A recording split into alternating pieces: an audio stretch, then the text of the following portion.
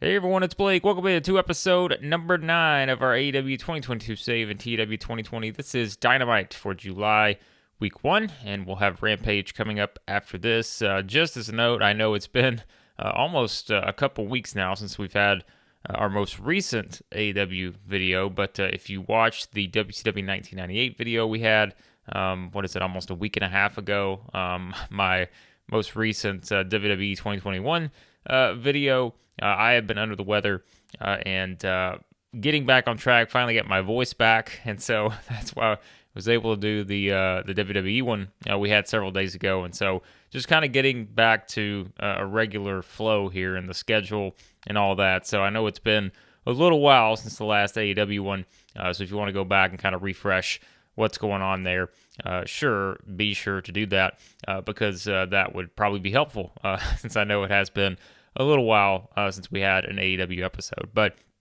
appreciate you guys' patience. Like I said, you can finally hear my voice again now, so it doesn't sound like it did in the WCW 1998 video I did, again, about a week and a half ago. It did not sound great for those who watched that. So let's jump in to this because we got a lot going on, as always, in our AEW save. We start with the pre-show.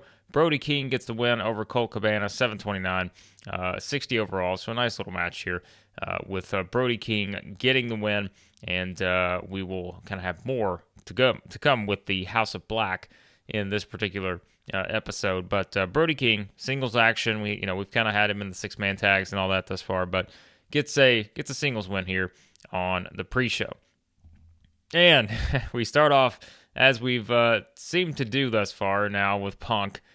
He's just getting 100s everywhere, thanks to the nice little advice we had in the comments there of just kind of finding some extra time to give Punk more, segment time. That way you give him about 7 minutes, 8 minutes, and that's what we've kind of tried to do. And we get a 100 here out of it as Punk comes on out, and we're not wasting any time here. We're not waiting until the end of the show. Punk tells Jericho, come on out, because if you remember on the most recent episode, the one we had, of course, before our State of AEW for July, it was Punk kind of, still wondering what's going on and thinking that it was Jericho, perhaps, that attacked him based on the audio that we had heard play in recent weeks. But then it was Jericho who said that he knows who's behind this whole thing and that he was going to reveal it this week. So Punk not waiting around. He's like, look, there's no reason for us to wait any longer. It is next week, and it's time. So Jericho, if you know something, come on out, because otherwise, I'm still looking at you as someone who did this. So that's kind of your, what Punk's doing here. So Punk wants Jericho to come on out, and here comes Jericho, who does come on out, and Jericho is, just kind of playing it up. You can tell he looks very confident here, as though he has found this big mystery answer to what is going on.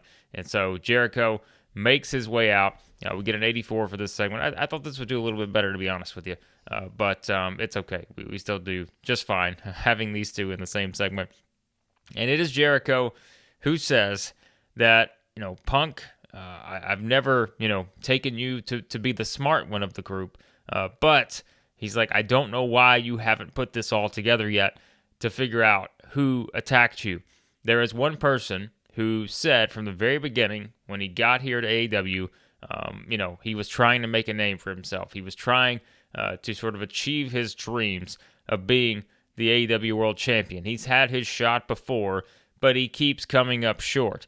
And that's when Jericho says, it's very clear that you and I have a common enemy. And that's when Jericho turns the discussion to Eddie Kingston. And Jericho explains that Eddie Kingston is the one who attacked CM Punk.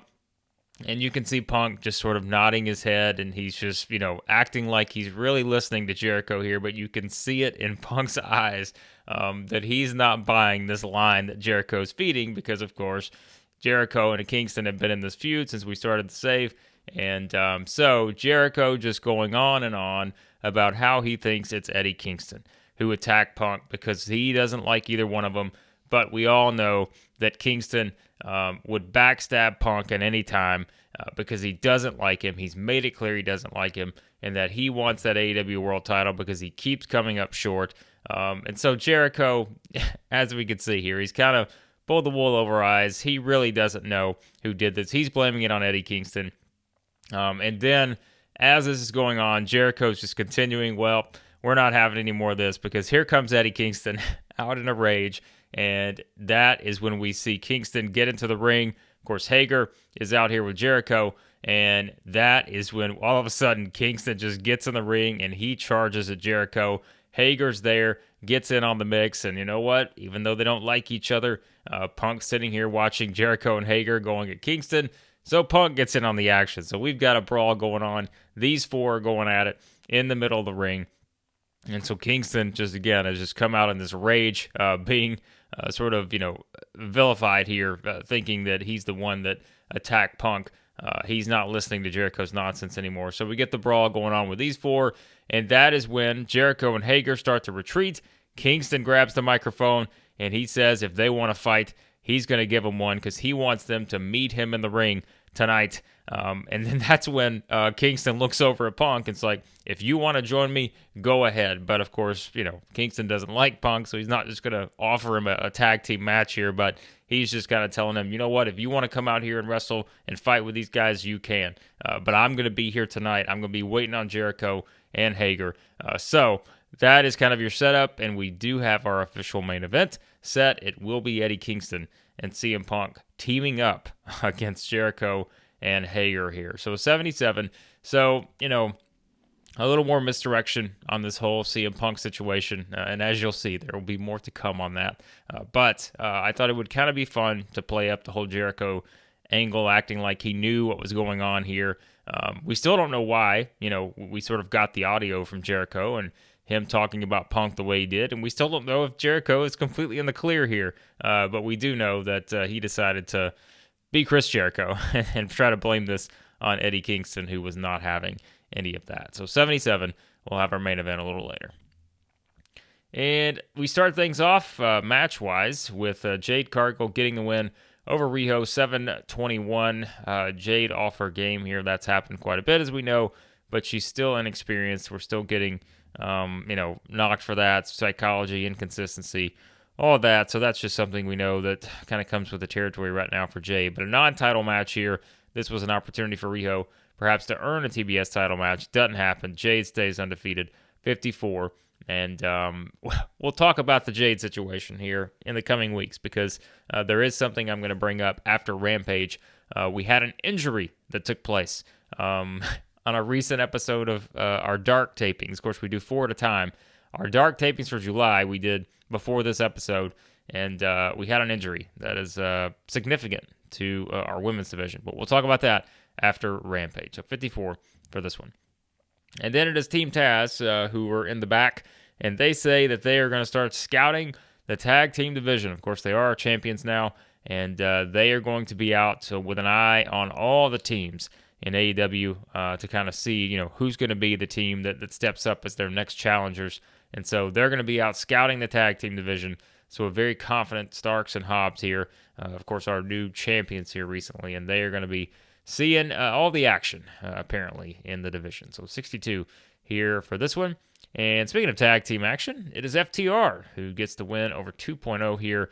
And 950, Dax Harwood gets the pin on Angelo Parker and uses the big rig, 71 here. So good teaming bonuses. We would expect that from these two teams. A really good match when you actually look at the in-ring performance and kind of exceeding here, getting a 71. But it's FTR 2.0. We've said before, pretty talented skill-wise in the ring. So FTR gets the win and, kind of ties in, again, the Jericho Appreciation Society and what we have going on now with kind of the Punk tie-in. So FTR getting a nice win here. And as they just said before this match, here comes Starks and Hobbs, who are out kind of watching the match, and then they just start taunting FTR after their win. So Starks running his mouth.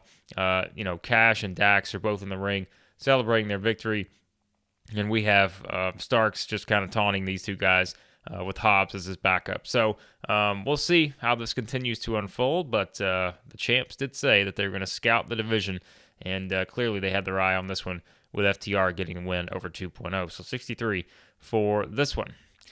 And then we get the announcement that Hikaroshita returns next week. So Shida back in the mix.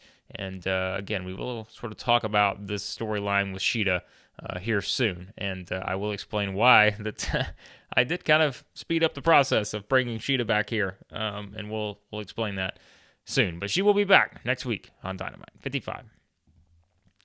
And speaking of the women's division, we go backstage to what has seemingly become our usual weekly segment here with Tony Schiavone and his friends, Britt Baker, Jamie Hayter, and Rebel. And Schiavone immediately, goes straight to Jamie Hayter and wants to know, about her title match that she had against Thunder Rosa. She came up short, and Schiavone goes straight to that question, wants to know her response. Well, as Hayter goes to respond, Baker steps in and she starts talking about her match. She tells Tony that the past is the past. We're not going to talk about, Jamie losing her big championship opportunity to Thunder Rosa. We're just not going to talk about that. And that is when Baker says she's going to talk about her match because, as she said all along, she is going to find a way to get her title back, and she's going to continue that march towards that when she beats Yuka Sakazaki tonight. So Baker just kind of stepping in. We don't really get much from Hayter here because Baker more focused on her upcoming match and her continued quest to get back her championship. So 62 here for this one, and we do go into Britt Baker getting the win over Yuka Sakazaki, 8-17. Submission does it. 68, actually a pretty nice match here overall. Again, kind of looking at the in-ring performances here, and still getting a lot of positive bonuses for Baker just based on kind of where she's at. So that helps, and so yeah, that's a nice little match here. 68, Baker getting the win, and she does continue perhaps her quest to get her championship back. And then, in a nice segment here, Excalibur lets us know that Wardlow, our TNT champion, recently beating Scorpio Sky to win the belt. He will be in action on Rampage. So, Wardlow, TNT champion in action, coming up on Rampage. 69 there for this one. And then, we also get an announcement that of our first official match for Fyter Fest, which will take place in July, week 3. It's going to be the team of Andrade and Rush going up against the Lucha Bros. Of course, we've been playing up the back and forth between these two, Andrade and Rush, costing the Lucha Brothers their shot at the tag team titles. And so we are going to get that match at Fyter Fest here in a couple weeks. So our first match set for that show. And so get to 58 here. I'm looking forward to this one. I think this should deliver, I would hope, in the ring based on these four. So that is set for Fyter Fest. And then we get Hangman Page getting the win over Anthony Bowens, 9:57, a buckshot lariat, 6:76. Pretty good match here, as we see why. Great chemistry between these two. So good to know on that. Bowens, I think, is a good worker. You look at his skills, I think they're actually, they're pretty solid in this game. So that is really good to see here. Great chemistry between these two. And I thought this would be a decent match. 76 probably higher than I would have thought. But it is Hangman getting the win over Anthony Bowens. And after the match, Hangman, his victory, he's kind of been on his own little march towards trying to get his AEW World title back. He kind of mentioned that in that promo about a week or so ago. He's kind of been on the march to get his championship back. Well, after the match, here comes Malachi Black, who, of course, lights go off. He appears, and Malachi Black just starts attacking Hangman Page. So this gets a 74. Now, remember, we heard on Rampage last week that Malachi said that, he didn't get his opportunity. They lost that six-man tag against Punk at FTR that would have guaranteed him a title shot. But he said that he was going to start, he knew exactly what he needed to do to start getting back that shot at the AEW World title. So he appears, he attacks Hangman Page. So what is he doing here? What's Malachi Black up to? Seemingly going after one of the top contenders for the AEW World title. Perhaps that's what he meant last week on Rampage. And so we get sort of a vicious attack here. Malachi Black taking out Hangman after the match. So that's going to set us into an interesting direction moving forward involving these two. So 74 here for this one. Black takes out Hangman following his win over Bowens. And then, not so great segment here, but I kind of expected it. We do get a freestyle segment where it's announced by Luchasaurus, or not Luchasaurus, Excalibur. Listen, they both wear masks. Luchasaurus is going to address Christian Cage's attack on Jungle Boy next week. So we are told that this is going to be, something that's there's going to be an announcement from Luchasaurus. He's going to have something to say next week after that attack from Christian on Jungle Boy. Of course, last week we heard from Christian and kind of explaining everything, the reason why. Well, we're going to hear from Luchasaurus apparently next week. So 42, just kind of a thrown in there to kind of let you know what to expect when Luchasaurus makes his return and has something to say about all this. And then another match we hyped up last week, Jon Moxley getting the win over Scorpio Sky, 9:35. The Death Rider does it. Still getting the great chemistry with Regal managing Moxley. Lambert does some good work at ringside for Sky. So a 77. I think we did do Steal the Show on this. Yeah, two good workers. So we went all out for this one. But I mean, Moxley, an 88. Sky with a 49 on the in-ring performance. So quite a wide range there. But Moxley kind of carrying this one. And so Moxley gets the win over Scorpio Sky, who was trying to come back with a vengeance after losing his TNT title to Wardlow. But it's Moxley who comes out victorious. And after the match, that is when we hear from Regal, who we just talked about. And Danielson is out there with him. And that is when Regal grabs the mic and says that next week, Bryan Danielson is going to have another one of the Blackpool Combat Club challenges where all these different guys have come out, Moxley, Yuta, Danielson, and they are open, to a fight. Someone signs a contract, they'll fight anyone, and that is when Regal says he's going to have a challenge, but he knows exactly who he wants to accept that challenge, and that is when Regal throws down the gauntlet and wants Adam Cole to answer Bryan Danielson's challenge next week because, again, he repeats that if Cole wants to be elite, there's only one way to do that. And so Regal laying down the gauntlet here, wanting Adam Cole to be the one to challenge Bryan Danielson next week. Will it happen? We will find out. So this gets to 67. Speaking of Adam Cole, he's in the back watching this, and the Young Bucks are also there with him.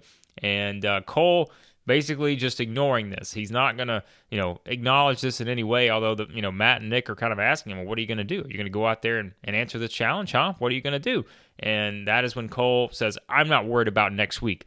He says, I'm worried about this week, and you guys should be worried about this week, and you should be worried about our trios match we're going to have on Rampage. So it is going to be Adam Cole and the Young Bucks in action on Rampage, and so he doesn't care about Bryan Danielson, any of that going on next week. He says he wants to remind them that they're the ones who haven't been winning matches lately. He's been winning matches. Kyle O'Reilly's been winning matches. Bobby Fish has been winning matches, but the Bucks are still, needing to get back on track here. And that's when Adam Cole says, I'm going to be exactly what you need to make sure that happens. So still, we can see the tension is kind of there between Cole and the Young Bucks. But he wants them focused on Rampage and not focused on what he's perhaps going to do next week with Bryan Danielson and that challenge. So 84, great segment here with these guys. And that is going to lead us into our main event, which is, as we know, CM Punk and Eddie Kingston, and it is Punk and Kingston getting the win over Jericho and Hager, 11:44. Punk hitting the go-to-sleep on Hager, 78 for this one. Punk's in-ring performance, fantastic here, 88. Jericho off his game, but still, a pretty good match. I think we set this one as a wild brawl. Yeah, we did, just based on, needing our three different story aims here, and it is Punk and Kingston able to coexist and get the win over Jericho and Hager. So it gets a 78, and that is when, after the match, it is Punk and Kingston getting the win, of course, but then it's Kingston going up. Punk has the title, and Kingston just getting in Punk's face, and these two are jawing at each other now. So we have Kingston, he's just been in a rage here since being accused by Jericho, and of course he doesn't like Punk. So Kingston getting up in Punk's face, and Kingston just kind of looking at that title, pointing at it, just running his mouth at CM Punk, who's holding the title up.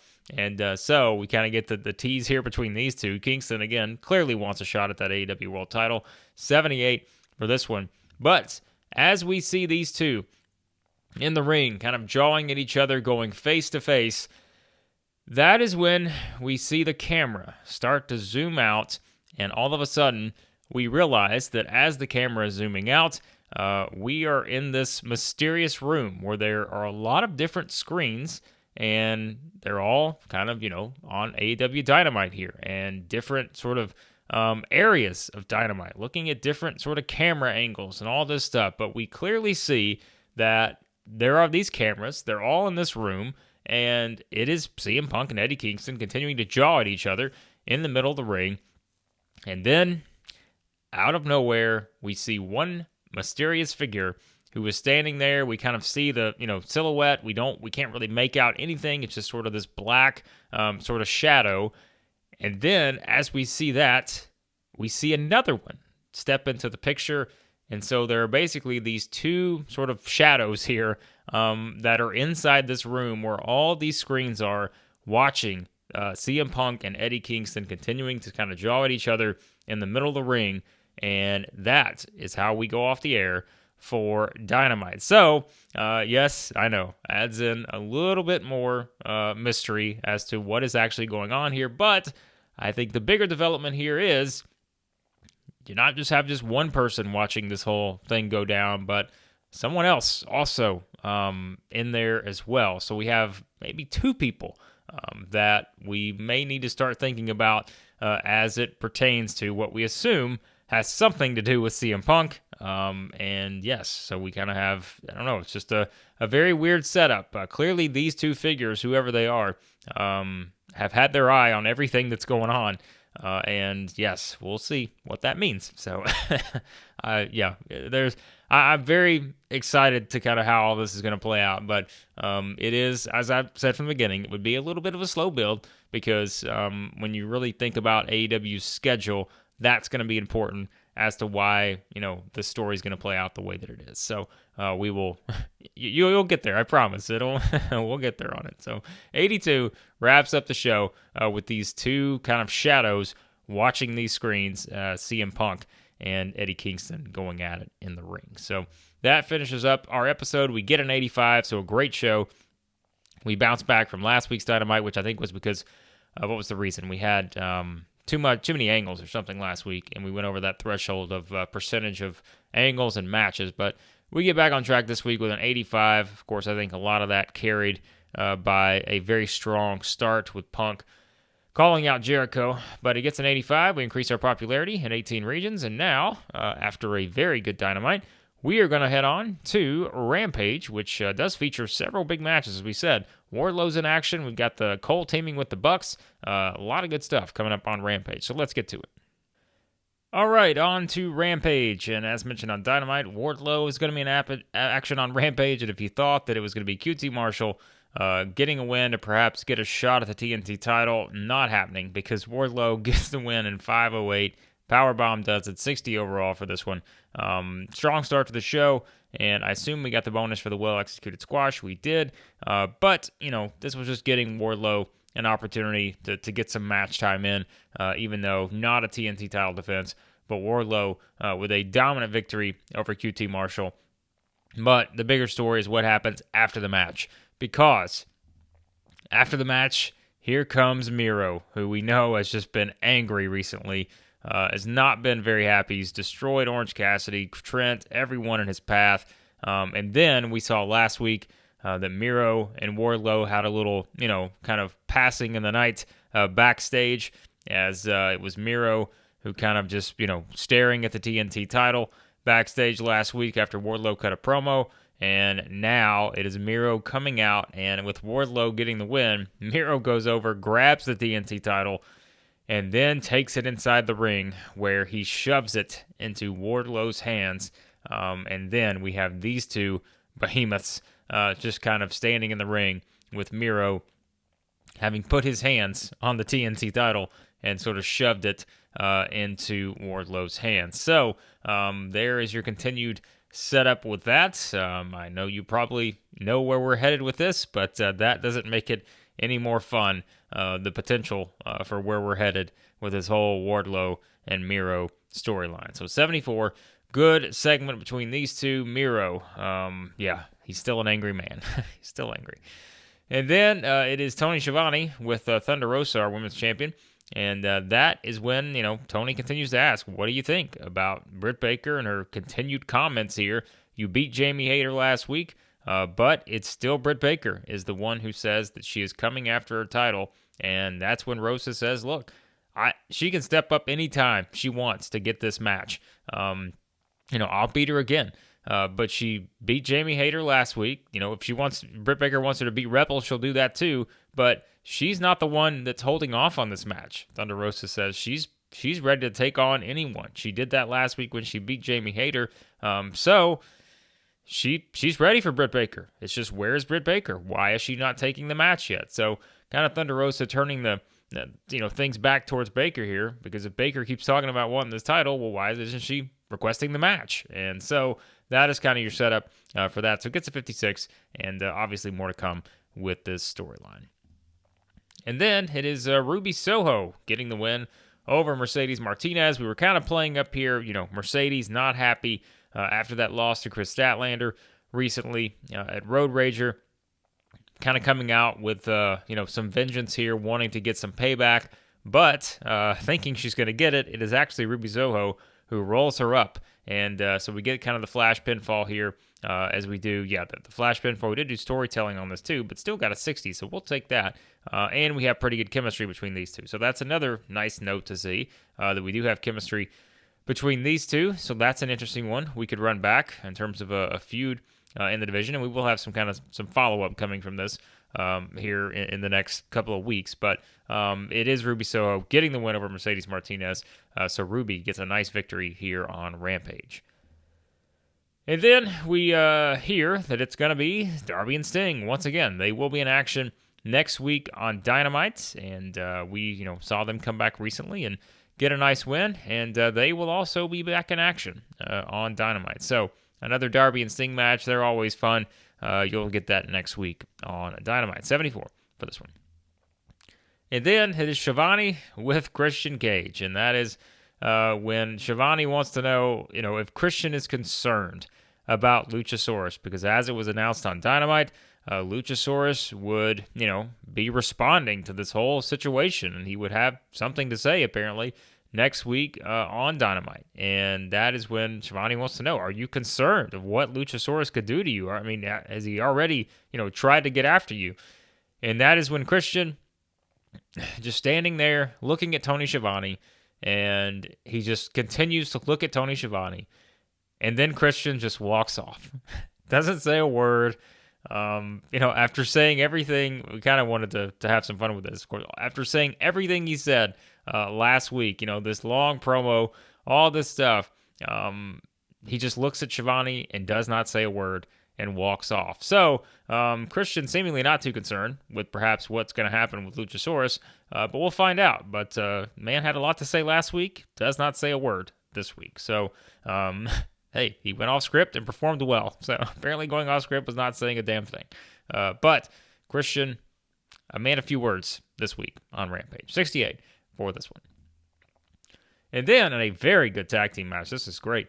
75 here. Keith Lee and Swerve Strickland get the win over the Best Friends. 12:23 is your match time there. Keith Lee gets the pin on Chuck Taylor. The Spirit Bomb does it. This was this is really good. 75. But I mean, look, we say it. I mean, our tag team division is just loaded, and this is what I like about AEW 2 in this game, especially with this save and stuff. Is you can have the face versus face teams, and you don't have those big restrictions. Like I have, for instance, in the WWE save, where my goodness, you do a face versus face, heel versus heel. It's just like, that's it. Like you're getting knocked, you're getting penalized, but you don't get that here. So I like that because it gives us a lot of different combinations to work with. And so we put this one together, just kind of continuing to further our tag team situation. But it is Lee and Swerve getting the win over the Best Friends. So 75, really good match here in this one. But after the match is once again the story, because here they are. They are back once again as it is Ricky Starks and Powerhouse Hobbs who come out now after watching these two get a victory, and they start taunting Lee and Lee and Swerve. So that is kind of where things stand with this Team Taz, man. We know they're letting anyone and everyone know they're the tag team champions, and they are going to just kind of let everyone make sure they know it after every match. So it's kind of just Starks and Hobbs, rubbing their nose and everything here and just kind of saying, we're the champs. And so another potential challenger. We saw what happened with FTR on Dynamite. Now it is a Team Taz kind of taunting Lee and Swerve here in this one. So 65 for this segment. And that's going to lead us into our main event, which will start actually with an angle here. You guys know sometimes I like to put in the little tiny story bits before you actually see the match result. We're going to do that here with this one. And that is when we get our big six-man tag, which is Adam Cole and the Young Bucks taking on Silver, Reynolds, and Cabana, so the Dark Order in a different trio form here. And that is when we get into the match and, good back-and-forth match. But then it is John Silver hitting his finisher on Nick Jackson, and this match seems to be over, but it is Adam Cole who has to sneak in at 2.999 and make the save to prevent Silver from actually pinning Nick Jackson here. Everyone thought the match was over. The crowd pops huge. They think it's it. That's got to be it. It's not, because Cole able to save Nick Jackson here from defeat. And so this gets a 59, and as you would guess, that does lead us into the actual finish, and that is where Adam Cole pins Alex Reynolds in the finish to get the victory. A great match here, 82. This definitely delivered, I would say, for sure. Matt Jackson benefiting from a hot new move. Match gets the crowd buzzing. Silver still having the public support. But the bigger story here, as I said, and the reason we added that in as a separate angle is Bucks almost lost again. And this time, though, it would have involved Adam Cole being on the losing side of things, with the Dark Order nearly getting the underdog victory. But instead, Cole to the rescue, and it is Cole pinning Reynolds to give the Elite the victory. So an 82, a strong finish to the show. Good match here, as you, again, would expect, I think, with these guys involved. But these three also, we did do still the show. So everyone went all out for this one, and they delivered. So an 82, a great finish here on Rampage with the Elite winning, and I guess most importantly, Matt and Nick getting back on the winning side of things, but maybe a lot to do with Adam Cole, the reason. So there's your Rampage. 73, increased our popularity in 16 regions. A good show. Developed a lot of different storylines you'll see play out in the coming weeks. So that's Rampage. Let's see what we need to get to before we wrap up. All right, so Dynamite, we get an excellent show, struck gold, and that, of course, is always good. WWE calls up Matt Bloom. Is he coming back as Albert, or what was he, Tensai? What else other gimmicks did he have? That's probably not going to happen. Of course, Rampage, we taped that. That's a good show. Paul Heyman wins an award, best manager in the world. I can't deny that. So Heyman wins the award.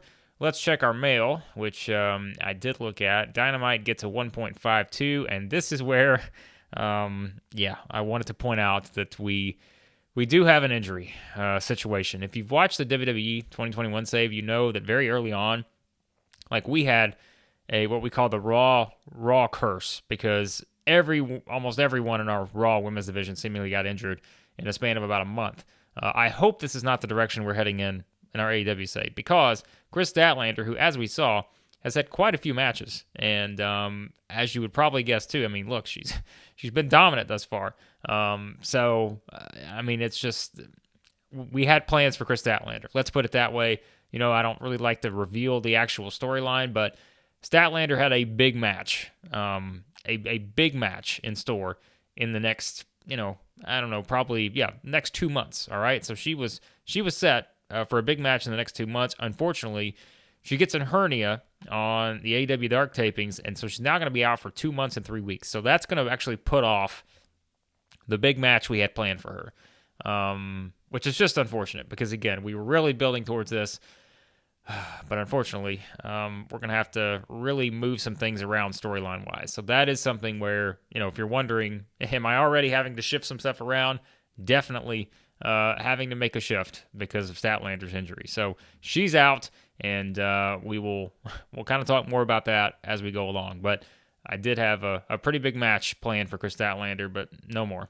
That will have to be put off for another time in our save. So there you go. There's an update on that. And as always, be sure to like, share, subscribe, all that good stuff. And on the next episode, it will be July week 2. We'll have Dynamite and Rampage. And then, as I mentioned, Fyter Fest will be week 3. Probably still going to have it set as like the Saturday thing. So we'll probably still do the usual, Dynamite, Rampage. And then we'll kind of do just like we did with the Road Rager, just kind of have Fyter Fest as a separate sort of Saturday show and kind of run it that way. So that's kind of the plan right now. But as always, be sure to check out the other saves too on the channel, WWE 2021, WWE 1998. And as mentioned, I will kind of get back to my regular recording schedule. Just being under the weather, the voice issues, man, it's been a mess. So, but back to recording, and we'll get back to kind of getting all these saves on the channel back in the regular rotation. So again, be sure to hit that subscribe button, and on the next episode, it will be Dynamite and Rampage for July week 2.